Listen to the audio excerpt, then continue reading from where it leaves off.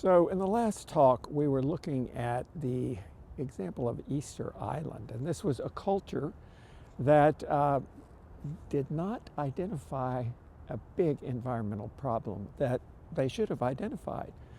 They didn't have the vision to see what's in the future, what are we doing here? And then, of course, they didn't then design a solution to that problem. And the result was catastrophe, collapse. Today we're going to be looking at a comparable situation, but in this case they were successful. They actually did identify the problem and create a vision and a design that solved the problem for 3,000 years.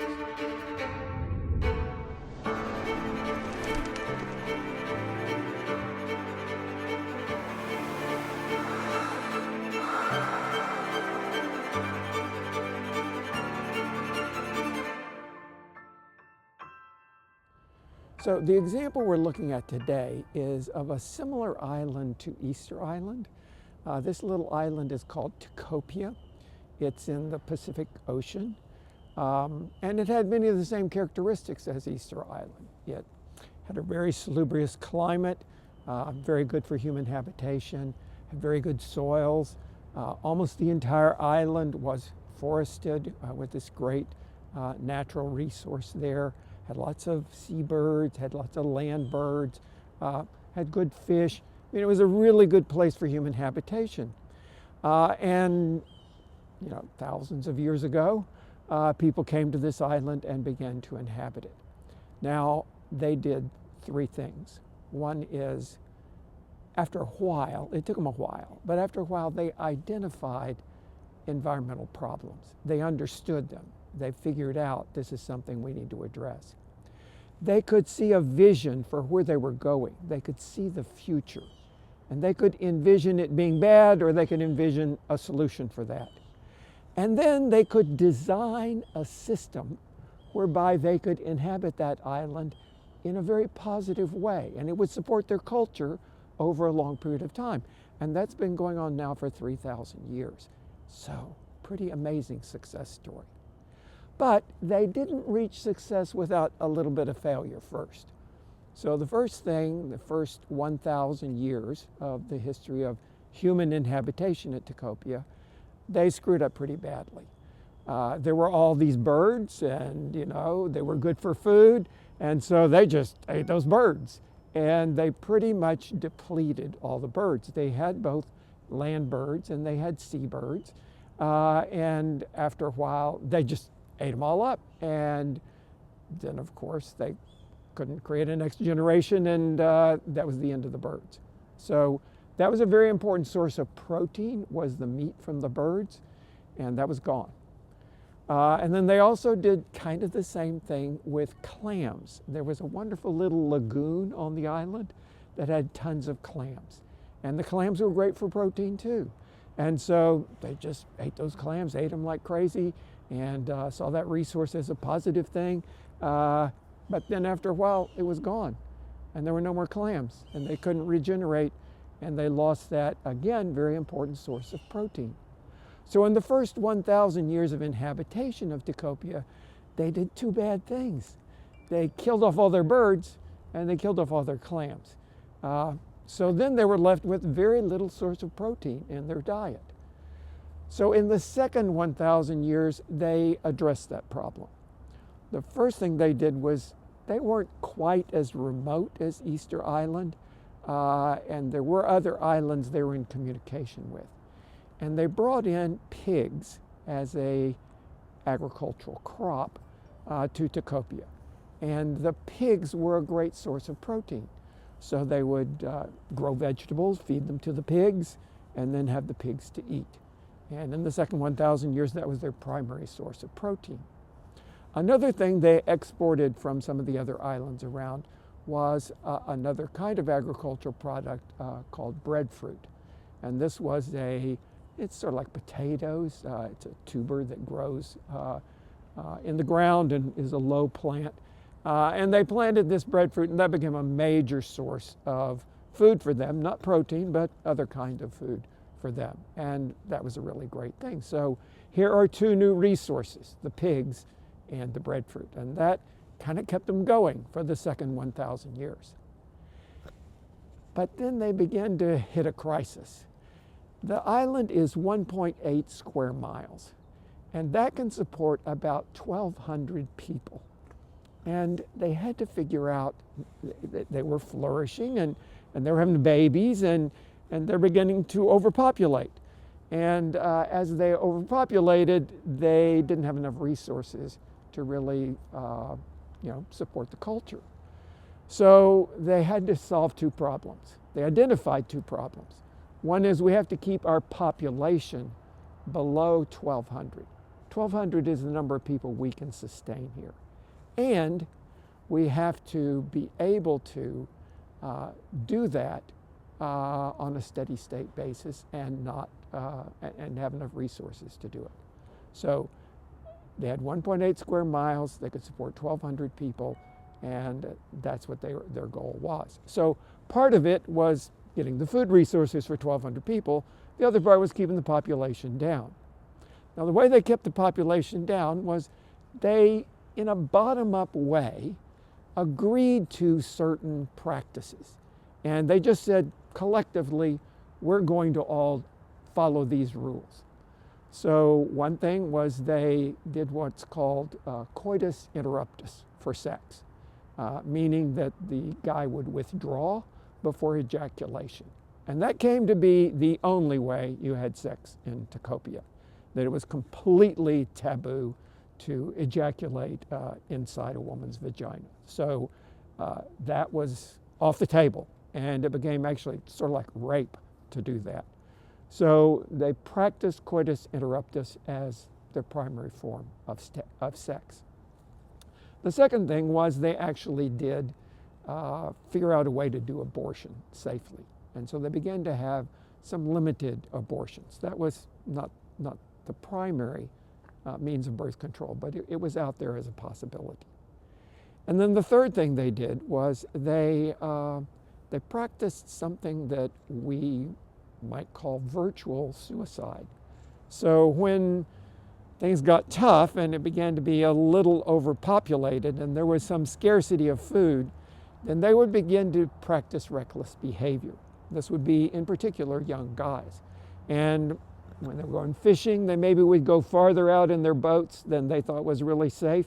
That might get them some fish that they couldn't get otherwise, but it also was risky behavior, and they knew that you could die. You could get pulled under by an undertow, or the waves could get to be too big for the small craft that they were able to build.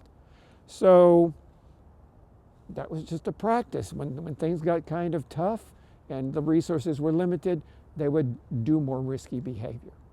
And then the fourth thing was they practiced celibacy, and especially they tried to discourage young guys and young women from hooking up. So they kept all the young guys in one part of the island, and they kept all the young women in another part of the island, and sort of never let them see each other. And by that separation, that discouraged sex at an early age. And then also, if you had a kid or two, then you were encouraged to practice celibacy even as a couple. So those four things helped them keep the population down. And they began to be able to be pretty steady state at 1,200 people. But then they also had to figure out, well, how do we get enough food for all those 1,200 people? And like I said, in the first 1,000 years, they'd screwed up. In the second 1,000 years, some good things had happened, but it wasn't perfect. So about 1600, this culture began to really get a handle on environmental problem solving. So they began to think about, well, how can we create an agriculture and an economic culture that will support these 1,200 people? We've stabilized our population growth, but now we need to figure out how to do this. And one of the first things they figured out was these pigs are not sustainable. We have to grow 10 pounds of vegetables to create 1 pound of meat among those pigs. And this is just not something we can sustain in the long run. So they loved that pork, but they got rid of the pigs, and that was not a viable source for protein. Then they went back to much more shellfish and fish for the protein source. And they also identified there were some turtles on the island. And they began to farm those turtles and they began to find those few clams and farm the clams so that they got shellfish and they got turtles as a source of meat. And that they could farm and they could have a reliable source of protein there. Then they also, in planting, for one thing, there were three parts of the island. There was a kind of steep slope at the top of the mountain. Then there were sort of more moderate slopes below that. And then there was the beach around the outside. So on the steeper slopes, it was heavily forested. And there were trees that were, they had nuts, and the nuts were just barely edible. They tasted terrible, but they were a source of some protein and some food value. And so they decided, we're going to leave those. We're not going to farm that area. We're just going to leave those. Where the steep slopes were, they needed those roots of those long-standing trees to stabilize the soil and to prevent soil erosion up there. So they decided to leave those like they were. And then the next ring around, where it was a slightly more modest slope, that's where they would farm. And that's where they kind of recreated a tropical forest. So up on the top slopes, there was the format of a tropical forest. And the tropical forest is extremely efficient agriculture. They're really tall trees that are producing one kind of thing. And in this case, it was nuts. So they found some edible nuts. They planted those trees. They let them grow really tall. And at the top, they were getting nuts from these tall trees. And then there was a second level of growth. And this was more fruit trees. They weren't as tall, but they kind of occupied the understory of those other trees. And this was like Malay apples and other kinds of fruits, banana trees, that were a really good source of food at a kind of second level. And then on the ground, they planted their breadfruit and their taro and their lower growing plants. And again, using that efficiency of the tropical forest, where you had three tiers, the light coming through each of those tiers and sustaining a different kind of plant at those three different levels. And that was super efficient. It gave them maximum productivity in that very precious agricultural land. Now, they had one other big problem, that occasionally they would have cyclones, actually pretty predictably, at least 2 a year. These are like our hurricanes. And when the cyclones came through, their agricultural crops were often devastated.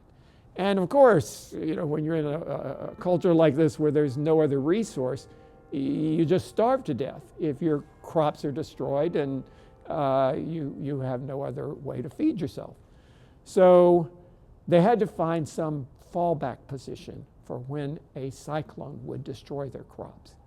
And they did two things here. One is those barely edible nuts up at the top of the hill, those could be used in an emergency as a way to have something to eat. And then they also discovered that their breadfruit could be fermented and it could be kept for a while and it could be used in an emergency when they had a cyclone. So that gave them a fallback position when they had a major weather event like a cyclone. Okay, so they've got their agriculture taken care of. They've got some modest means available for some kinds of protein in their diet. And they've got a steady state way of doing this. A couple other things they did was they decided to share their resources. Every family had its own little plot. But if someone had a problem, they would share their resources with that family. And that just became the ethic of the community, that if someone was in need, then the rest of us would step in and take over. They also collectively decided, we're going to watch out on that fishing. And you have to kind of get permission to go out and fish. We'll have a modest kind of government. They had a leader or a chief who was elected. But that chief wasn't a dictator by any means. He just was kind of a coordinator. but they kept track of who was fishing and how much, and so that there wasn't any overfishing on the island. And everything was kind of managed through this modest, bottom-up kind of government. Okay, so they identified their problem, environmental problems. They envisioned what happens in the future if we don't control our population. What happens if we don't very efficiently create agriculture here? And then they designed a solution to that problem. They even could envision, what if we have a cyclone? What's a solution to that problem? These are creative people who, in a very bottom-up way, all of them collectively working together and solving their problems. And that's a big lesson I want us to learn. One way that a society solves its problems is by this kind of bottom-up, people collectively together addressing those problems and finding a solution. So what's the takeaway here from Tikopia? Are there some lessons we could learn about how we could address problems in our own society? And you know, I've been talking about environmental problems. I'm not selling environmental problems here, although you know, maybe we need to be thinking about environmental problems now and again in our own culture. But let's think about some ways that we are addressing and have been successful in addressing some problems in our own culture in this bottom-up way. So I'm going to give you 3 examples here. One is these 2 women, both of them named Sarah, who were school teachers. And they taught in Montessori schools. But you know, they always taught these really privileged kids. So there actually in Austin, there were 24 Montessori schools. All 24 were west of I-35, in other words, in the more affluent neighborhoods. There were no Montessori schools in disadvantaged neighborhoods. And these 2 women were frustrated by that. They felt like Montessori education was custom made for kids in disadvantaged situations. Maybe they grew up in a household that was a little more chaotic, and you know, Montessori allows a kid to, you know, move around and you know, be a little more active, whereas more conventional classrooms insist that they be very orderly and disciplined. And you know, if you go from a kind of chaotic home environment to a more disciplined school environment, that can be just really hard for a kid to handle. Whereas Montessori was, in their mind, this is perfect for those kids. They could flourish in an environment with Montessori. So these 2 women said, okay, we're going to solve this problem. We're going to take Montessori education to disadvantaged neighborhoods in East Austin. So they started a charter school, and they called it Magnolia Montessori for All. And they wanted everybody to have access to Montessori education. So the charter school allows for little public funding, but they went out and raised additional money for that as well. And now they have this amazing school. I actually was lucky enough we did the buildings for this Montessori school. So we're really closely with the 2 Sarahs and all the other people over there. And I am just blown away at this incredibly diverse population. These kids that are able to really kind of be themselves, and they're just flourishing. They've got, I think, about 700 students at Montessori over there now, and they have a wait list of another 700. And these are just 2 women who said, I see a problem here. How can we, in a bottom-up way, just all of us get together, raise a little money, lean on people who might be interested in in solving this problem, bust our ass, spend a lot of time and effort, create a school and solve this problem. And they're doing it right now. Second example, my sister-in-law, my brother's wife, they live in Washington, D.C., and they live in a pretty tony neighborhood called Chevy Chase. And Samantha she's a real community activist, so she's always very, very concerned about her community. And they began to have a little bit of problem with crime, especially burglaries. So we're affluent houses, and sometimes people were coming in and robbing them. Now Samantha's she's a pretty wary person. She she doesn't want to have that kind of danger in her neighborhood. So she decided, well, what could we do to help the police or to help this problem of burglaries in our neighborhood? So she heard about this thing called Neighborhood Watch, and she got trained in Neighborhood Watch and how you inject that in your community. And so she began to establish a Neighborhood Watch group in her neighborhood in Chevy Chase. And this meant that they trained people to have eyes on the street, be on the lookout for any kind of dangerous signs, what to do in case you identified something bad that was happening, and really just to educate everyone to be much more aware and to do self-policing in that neighborhood. So Samantha she spent a lot of time and effort on getting that Neighborhood Watch up.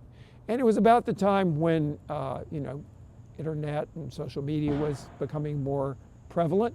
And so she used those tools to help her get notices out to people in the neighborhood and have neighbors connect with each other and communicate with each other about any potential dangers. So it got super successful, and the crime rate just went down immediately in that neighborhood. And the police were so happy with these people kind of in a bottom-up way taking care of their neighborhood in that way. And they identified Samantha as, this is the kingpin who'd made this happen.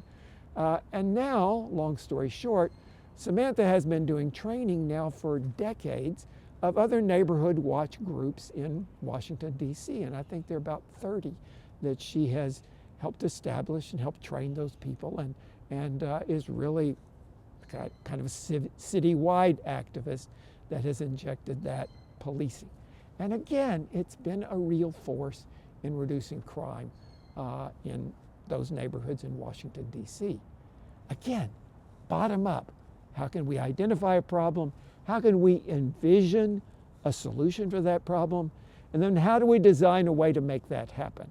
And that's exactly the creative impetus that Samantha had. Now, the third of these is just right here on campus.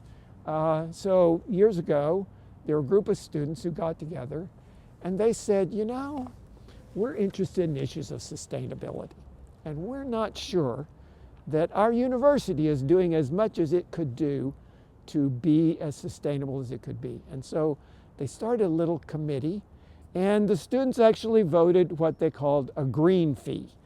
And with that green fee, they would initiate things that would make the campus more ecologically sound. So this is a project. You can see this little sign right here. This project sponsored by the green fee.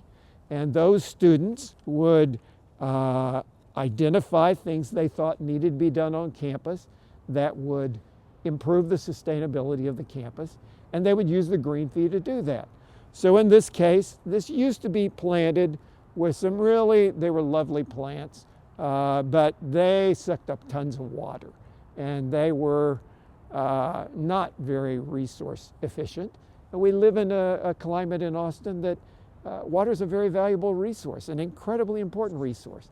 And we've got an aquifer that's a delicate ecological feature that we're sitting over, and we need to be very, very conscious of our use of water. So the students identified one thing is let's figure out some places where we can reduce the water consumption in irrigation of plants. And I don't know how you feel about this. I think it's maybe a little controversial, but these are mountain laurels, which is a native plant. You can see the cactus, which is a native plant, the yucca, which is a native plant. These are things that have always grown in Central Texas, and they acclimate themselves very well to droughts and to our climate that can have long periods with no water. They also, in this group, looked at, okay, well, maybe you don't aesthetically like that so much. Maybe there are other things we could do. And they identified that long ago, Central Texas was covered with all these native grasses. And this planting bed over here is completely planted in native grasses. And these grasses just covered the whole hill country. When people first came to Texas it was just a grassy prairie all through central Texas. And these grasses are drought resistant. They use very, very little water. And they're a tremendous resource that can be used to create ground cover, which they wanted to have here, and not have it consume a whole lot of water. So this is the takeaway.